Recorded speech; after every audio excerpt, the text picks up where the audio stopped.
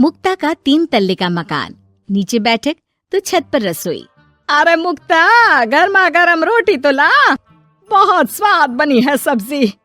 लाई माँ, बस 2 मिनट।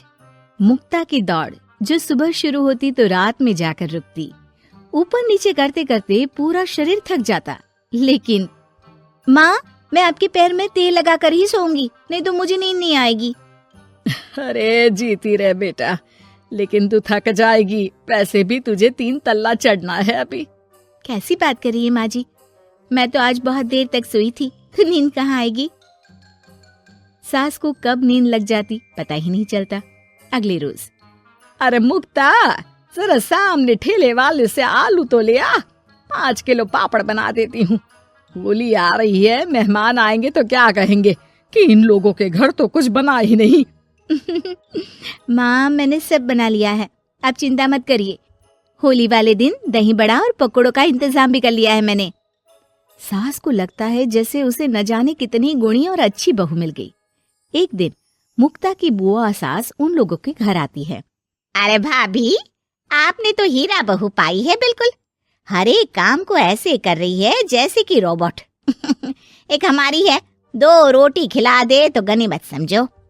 अरे हम तो बेटे को देख के सोच रहे थे कि कलवासा है, पता नहीं कौन शादी करेगा, लेकिन देखो जय दूध से फपकती बहू आई है। हाँ भाभी, आप तो लक्की हो, लक्की। तभी वहाँ मुक्ता आ जाती है। क्या बुआ, काहे की लकी, देखो ना कैसा शरीर फूला जा रहा है।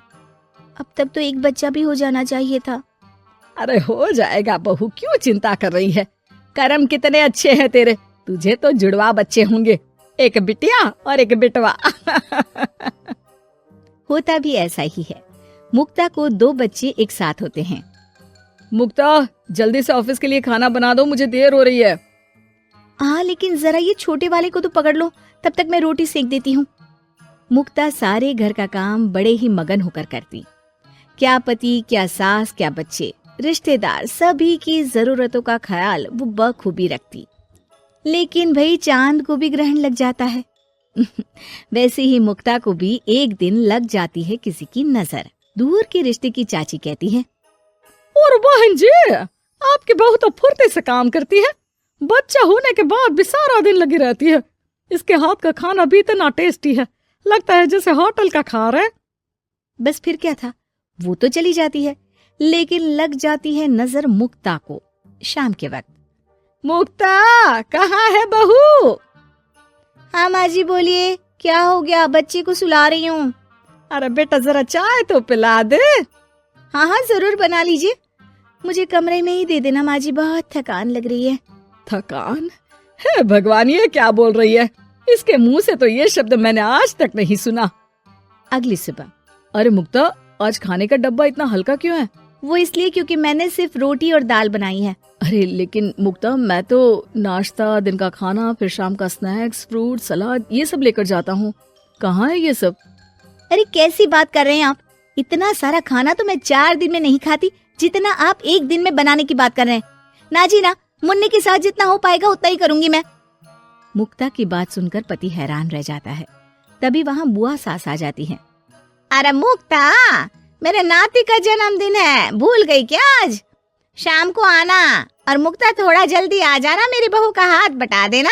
किचन में वो तेरी तरह स्मार्ट तो है नहीं कि फट फटाक से काम कर ले। अरे बुआ कैसी बात कर दी, फट फटाक से काम कैसे हो जाएगा, हम बहुएं हैं, रजनीकांत नहीं। बुआ देखो, आप काम के लिए पास के लल्लू हलवाई की बीवी को बुला लो, वो मदद कर देंगी, मैं तो नहीं आ पाऊंगी। बुआ सास को समझ में नहीं आता कि ये वो मुक्ता है जो 50 लोगों का खाना बनाकर भी चेहरे की चमक खोने नहीं देती थी।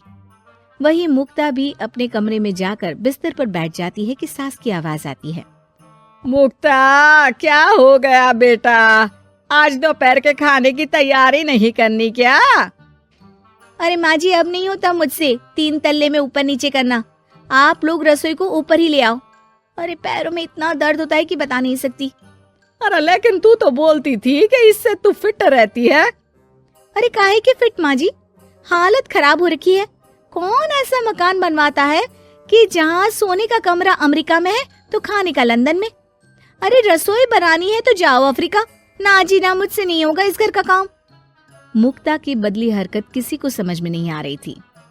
अरे ये मुक्ता को क्या हो गया है? मुझे तो लगता है इसकी माँ ने पट्टी पढ़ाई होगी।